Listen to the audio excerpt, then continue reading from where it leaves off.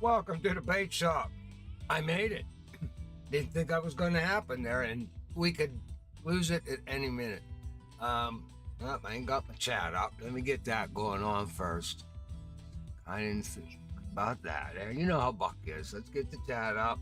I didn't even get to say welcome to the bait shop today because I'm having a storm here and got hit with some power outage at 5 till 7. So I lost everything, down hard. I made it. Pretty good comeback though. I'm only running 4 minutes late. All right, is there anybody out there? Hello. Can you hear me? Somebody give me a thumbs up. I'm always doing something wrong. I got nobody tonight. I'm on my own, Buck. That's okay. All right, let's get these screens adjusted here a little bit. There's Wheezy Mouse. Okay, good. My volume's working. Good deal. All right. Well, guys. Yep, I should have shut that phone down, but, you can't do everything at once. We're here on the bait shop. Had a busy week this week. Buck was out in the boat a couple of times. Wheezy Mouse is madder than a wet hornet because it was supposed to rain this weekend, and we were supposed to go out in the boat, but we decided not to because we didn't want to get caught in the rain, and damn if it didn't rain. It didn't rain at all. So she's a little bit ticked, and I don't blame her. Well, we got some things going on in Fishing Plateau. We did a lot of fishing today, yesterday. We're going to do some fishing tonight with Buck. We're going to head down to the Everglades. Let me throw that up there so you guys can get this. Let me see, my notes. Well, it would help if you had that up there, Buck, and then you did that, and then did. Why isn't that working? There it is. Now you got her down. All right, so fishing with Buck tonight. We're going to head over, down. Could be up. Could be sideways, whichever you guys are coming from. We're going to Florida Everglades. We're just going to go down there. That's a level 18 lake. Got some big fish there. So for you guys that have been fishing with us along the way in fishing with Buck, we've been hitting all the lower level lakes. We've been at Neherrin and at Emerald, and we went to Mudwater and Lone Star. And so Wheezy Mouse is ready to get some big fish. She's chomping at the bit. She needs bigger fish. These panfish just is not doing it. So I thought that this would be a good night to go down. We'll go down to Florida. Almost everybody that hangs out with us can get there. It's only a level 18 waterway. So, and we're going to go down there and see if we can catch some bass, some snook, maybe even get into a tarpon if you got yourself a big stick already. We're going to go down there. We're going to hit a bunch of spots over there. And we're going to fish down in the Everglades tonight and see if we can latch on to a couple of big guys and get some fun out tonight. But with the bait shop tonight, let's talk about baits. Let's talk about rigs. We just completed the Pike Mission 2, and that was all done on shads. So we did, and then we missed the bait shop last week, and I didn't get a chance to talk about the shads. So that mission, everything we had to catch was shads. If you watch the videos down there, I even was going after some fish I'd never went after before. So that was kind of fun. We had a lot of fun on that one. I did, at least. I hope you guys enjoyed it too. So this time it's Bass Jigs. Let's jump over there, Buck. Let's go over to live. There we go. Let's go to missions. Let's talk about this. Where's your mouse at? Here, boy. There he is. Missions. All right. This is the one we're going to get started on next. This is Trophy Bass 1. Bass Jig. All right. What do we get for this guy? We get a Trophy Bass Jig. Now, what's cool about this guy is it's not like any other one. It's a silver. It's a Trophy Bass Jig silver, which is really cool. And then, of course, we get some Trophy Braid. Now, this braid thing has a lot to do with this mission because of the fact that you got to use the thinnest braid you can and equip it with a bass jig. Well, this is a very false statement. A very false statement.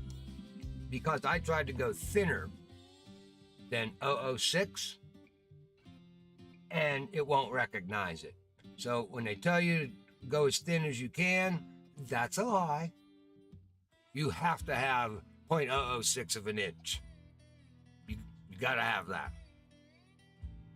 Or it don't work. You can go smaller. I tried to go smaller because I wanted to go a bigger rod. So this played a little bit into what equipment we could take.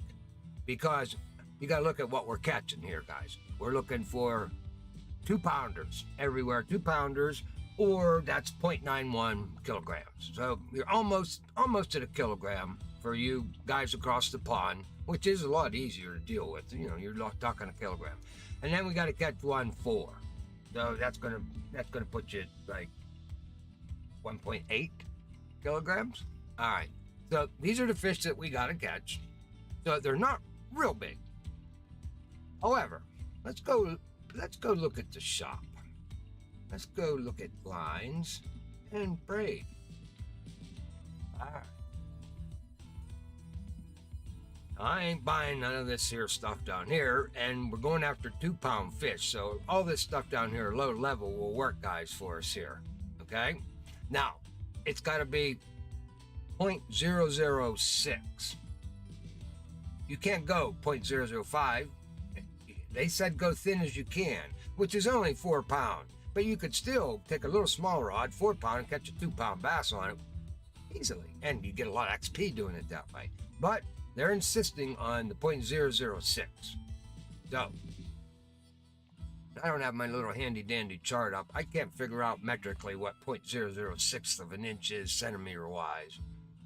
1/6/100ths of an inch would probably be, I don't know, 4 or 5 centimeters or something like that. I don't know. All right, so what we're looking at here, the first one we come across, it's 6-pound test, 150 yards. Well, naturally, I grabbed up on that guy. But you can grab him for 300 yards, and depending on what reel you're going to put on it. This isn't something that I'm going to use again. All right, so 150 yards was perfectly fine for the weapon I was putting it on. In fact, I still have enough left over. So I'm good with that. It only costs me, $1. I'm a cheap sumbitch, okay? That's just how I am. I'm going to get everything I can out of this line, too, until it's completely red. You can believe that. So, $370 all it cost me for that. But however, in this mission, we got to catch a 4-pounder. Well, we could still do that on a 6-pound line. That's not an issue. However, I wanted to take. Look, you're knocking stuff over here, Buck. I wanted to take something a little bigger. All right. With me. So let's go back and look. So I jumped up a little bit more because you can go heavier and still get into the 0.006. And that would be this guy right here. So if you're a level 30 player, you can grab up on this 0.006. It meets the qualifications and it's 19 pounds. So that's what I did. So we go over here. Let's look at Buck's weapons. And I pretty much kept all my sticks the way I was hunting them. I just changed these 2 out. I added 2 bait casters in here that I could put this little line on. All right. So the first weapon that we're going to take when we go out on this guy is the Value Cast 6.6 with a low dex 1500 on it. And this is 7.7 reel and a 9-pound stick here. All right, now I put 6-pound line on, so we're good. Not a problem, and that'll work. That'll catch these guys. Now, here's where I pulled the old fishing planet up your kazoo. Farcaster. Now this is a 17.5-pound pole. All right, now I run this pole. This is one of my bait casters I built. It's one of the better sticks in the games. I got the Farcaster 8.6 on here with Counselor 3000S. Now this is a 17.5 pole with a 21-pound reel, and I run the 19-pound test on it. Now it can plane like hell because I'm 2 pounds over than what the rod can take. All right, and you can do this, guys, and you can do this in real life too. So that's why I know you can do this, and I'll prove it to you. With even Fishing Planet does it, even worse than this. Take a look at what they do. All All right, so this is why I tell you when you build your sticks, you know how to build a powerful stick. All right, let's go down here to the Lucky Starter Pack casting. That should be a dragon. Nope, it's not. Where's my dragon? Oh, Golden Dragon Pack casting. This guy right here. Now, that Golden Dragon, I have it up here, that is a 23-pound stick. Okay? Now, the Ballistic 3500 that's on it is a 23-pound engine. This line that they give you in the template is 30 pounds. Now I'm not going to stick it in there because I don't have a slot available to put this in there right now. But I'm telling you, they put 30-pound line on that, and that's a 23-pound weapon with 30-pound line. So if Fishing Plant does it, you can do it. They just tell you you're going to break the rod. Well, you're not. All right? You can go up. You can really go up over the poundage of that stick. Now, what suffers when you go with heavier line, of course, is your distance. All right? So you're not going to be able to throw it far. So, you know, naturally in real life, the thinner the line, the farther you can whip it. I mean, it'll fly. You get a good heavy lure on and some really thin line, and you can throw it a mile. But again, who wants to give a fish a friggin' mile head start? Not buck. Okay, so I'm not worried about this shortening up of, I want the power of that rod because I've only got, now this was a good, that's why I built this rod. The recovery on this engine is 31.5. For a bait caster, that's pretty damn good. Now, if you look at the little guy here, that's a 19.5. You know, you're gonna wind that all day to get him in. But, you know, that's what they want, so that's what we're gonna go with. Alrighty, now, backpack, we're done there, Buck. We done talked about all of our braid here. Yeah, so, above that, you know, you really can't, as far as the lines go, the braided line goes, that's kind of the heaviest you can take, because once you get past that 19-pounder, I think it's right here, yeah, then everything goes up in size. So you're not going to get any stronger line anywhere. I mean, this is just a 19-pounder with more line on it, the 500. So, and everything just gets bigger. So that's your only shot, your only choices that you have for this mission. But I think it'll do the job just fine. All right. So, where are we going? Let's take a look at that mission again. Well, we're going to Mudwater for largemouth. 2-pounders. Now, they don't get very big at largemouth, so that definitely is a trophy. No doubt about it. Falcon again. Now, we're going after the smallmouth there. 2-pounder. Now, Neherrin, that's the 2-pounder. And we're probably, because Neherrin has, out of those 3 waterways, I've caught my biggest bass out of those 3 on Neherrin. So that's probably where we're gonna grab the 4-pounder at the end too. I've never grabbed a 4-pounder at Mudwater, so I doubt. And smallmouth, 4-pound smallmouth, at Falcon, I doubt that. I don't know. Maybe somebody's got one of them, but I doubt it. But you know, Buck, I don't know what the hell I'm talking about half the time. But I sure do have fun talking about it. All right, so that's our mission. That's what we're going after there. Where are we at on the bait shop? That power thing just threw me all off balance today. I was all whacked out. I wanted to go stomping on the electric company. Where I live, there aren't no telephone poles. Everything's underground, so I know nobody run into a telephone pole in their car. All right, calm down, Buck. Everything's fine. It's all working. All right, what else do we have? Let's check your notes. I'm sure you're missing something. All right, let's look at our notes. Hey, it looks like you're the only one on Buck's show tonight. That's all right. We'll see who we grab up when we head down to Florida. What do we need in Florida? Well, we got to catch a gar on a match rod with a minnow 11 pounder. Got to catch largemouth, 5-pound largemouth bass on a worm, some tarpon, some snook, and some bass. That'll be pretty fun, actually. Let's talk a little bit about these bass jigs, guys, that we're going to take with us, because there are a lot of them. Lures, bass, come on, bass jigs. All right.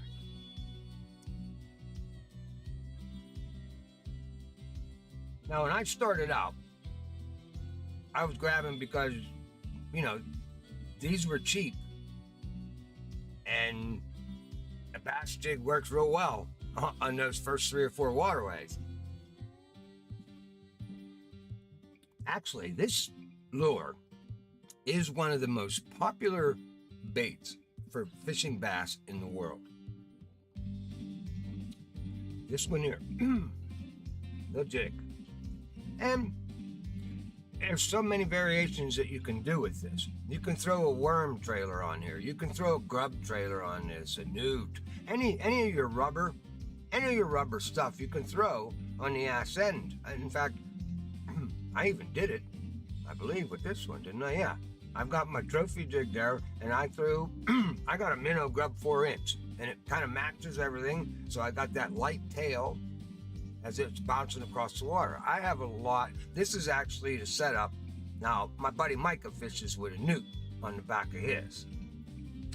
This is what I fished with the first year I was in the bass tournament that I slayed them and didn't join the tournament. So, a lot of good it did me, but I slayed the shit out of the bass. And this is what I was using, the setup I was using. This worked very well in Fishing Planet, very well. But the grub does too. And the newt, it works very well also. All right, so if you're low-level guys, pick up on some of these. They're cheap. All the way up through the game, they're cheap, even as far as the gold that you have to spend. 1 gold, 5 gold.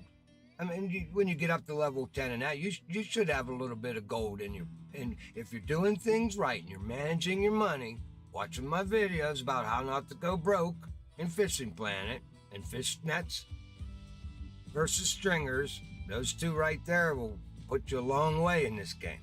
All right, so you can buy these guys all the way up through all the levels. They're everywhere. When you get to a level 11, you can buy so many of them. And down when you got these smaller poles, these are good to have. They're good to have. And when you get up in there for the bigger bass, as you can see, I own a lot of them up in here with the 1 ounces, and the 3/4 ounces. I think I got quite a few 3/4 ounces too. 1/8. Well, these are still the little guys. Now what I don't do is, now you're going to get some different colors with the gold. Now I haven't splurged. I've splurged on a few depending on what situation I was in. As you can see, you can tell the ones that I own already. They let you know that. And there's a few in here that I don't. And that's just because I've had so much success on the ones that I have, depending on where I'm going, the water conditions. In some places are very clear. Quanskin is a very clear place to fish. And Mudwater is exactly its name. You can't see in that water at all. So it's all of that comes into play when you're fishing, when you're scouting out, just like I've talked about all through my videos from day one. How to read a waterway. That includes the density of the water. Is your water clear? Is it murky? Is it muddy? Is it silty? All this comes into play because that affects the sight of the fish, just like it affects the sight of you. When it's raining, you can't see bass beds from a boat because of all the turbulence on the water with the raindrops, but the fish can't see you either because they're blurred. So you got to remember all these kind of things. Enough of Buck's ranting and raving. Okay, so you guys get the gist with these bass jigs, and they're very versatile. You can rig them up with all kinds of trailers on the end of them. I wish they'd let us put a live minnow on the end, because I do that a lot in real life too. Hook a minnow on the back of that ass end of that thing and throw it out. And then you don't even have to hardly jig it, and that tail's wiggling and moving that jig all over the place. This is a great versatile little thing. And almost all of these come weedless. Now, what else? I'm primarily a bass fisherman, guys. So the way I rig these things up, hey, coach, watermelon bass jig with a twin spider tail is a lure recommended by everyone. How about it, coach? Thanks for joining. It is morning for you over there in Queensland. No doubt about it. You were going fishing today. I can't wait to talk to you later, see how you did. But almost all these guys come with a weedless on them, so you can drag them through tough cover. Most of them have a rattle. They got a couple of BBs in there, a couple of split shots in there, so you get a rattle out of this jig. And the way we fish them here in North America, me and my buddies, we're big bass fishermen. You rig up your shit heavy, and you go into the weed beds, and good 10-pound test, 12-pound test easily with these guys, and you just yank that shit through cover. And it doesn't matter, these fish will hit it and bury themselves down in the weed bed. You pull them right up out of the weed beds. You got tough enough gear, you can do it. Now, when you're running that heavy tackle, guys, you don't have the finesse. All right, so you don't want to run heavy line on a real light jig, because you're not going to get the action of the jig. You're not going to feel it right. So, I mean, if you're running heavy line, make sure you put on a decent jig down there, so you're going to feel the difference between a rock and a bite. Now, if you're fishing in the springtime for these bass and the water's cold, they're very finicky.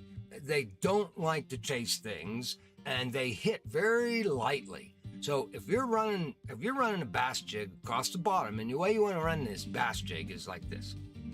You want to get her to the bottom, and you want to start doing your retrieve in. You don't really want to feel the bottom. If you're feeling it hit on the bottom, increase your speed just a little bit, so you no longer feel it, and then back it off just a hair. You want to ride that jig just like over the contour, and especially in cold water in the springtime, and you will get hits. You will get hits that way. Oh yeah, we're at 25 minutes already. Well, I can talk a little bit because I was late getting on with the power. All right, definitely, that's what I wanted to talk about there, these bass jigs, because we're going to use these, and this is something that you guys can use in the real world all the time. They're fairly inexpensive, even in the real bait shops. Now, you may end up paying a couple bucks for one of these guys, but it's well worth it to have it in your arsenal, all the time. If you're, especially in the springtime, top water lures and crankbaits, the water's cold. You guys got to remember, the water is cold. The fish are not moving yet. They're not spawning yet. They're going to wait for warm water. They're always going to mosey on up to the shallows where the water's warm, where they can get sun. So you're not going to get aggressive top water bites. You're not going to, unless you basically beat right on top of them with it. But that's a long fishing day. That's a long fishing day. Top water lures in the spring. Get on the bottom, and remember, it's just the slightest little. You'll get the hang of. You'll know when you're coming up on a rock, and you don't want that. So you just crank your retrieve a little bit higher, and you'll feel that. And believe me, if you feel any type of little tug, set that hook. Set it hard too. Now, make sure you're not whipping half-pound yellow perches up over your shoulder, and they're flinging off because you're ripping their lips off on the backlash. Buck's been known to do that, Ain't caught a fish for a couple hours. That first one's in trouble. I could hook him in the tail. When I set that hook, he's filleted. All right, guys, that's going to end it up for the bait shop tonight. We talked about the mission I'm going to be on this week. We talked about where we're going to head from 8 o'clock to 10 o'clock tonight. We're going to head down to the Everglades. We're going to do some fishing down there, see if we can catch all kinds of stuff. Like I said, we're going to go after a gar, largemouth, maybe tarpon, snook in there. We'll have some fun, have a lot of laughs. All right, guys, I want to thank y'all for watching. Let me get my ugly snoot back up there. There we are. Now, remember, when we do the fishing with Buck, if you are Discord members, there's a new invite up there, the new server. And for you guys that are already members of the Discord server, log in. We'll get started hanging out with Buck tonight at 8 o'clock. And I don't have any of my gear ready yet. So if you guys want to run a little bit late, that's all right, because I'm just going to be putting my gear together. I didn't have time to do it. I have a half an hour, but I'm going to go hang out with Wheezy Mouse first. I'm going to get her gear ready. And then we'll get my gear ready. So, thanks for watching, guys. Oh, and remember, let's do this one here, too. We do the shift, news, and that, and then we do that. And that didn't work at all. How about we do it again? There it is. Need to get a hold of me. There it is at the screen. FrumpyBucko@protonmail.com. That'll get a hold of me. I answer every email, so you don't have to worry about that. Thanks for watching. We'll see you later.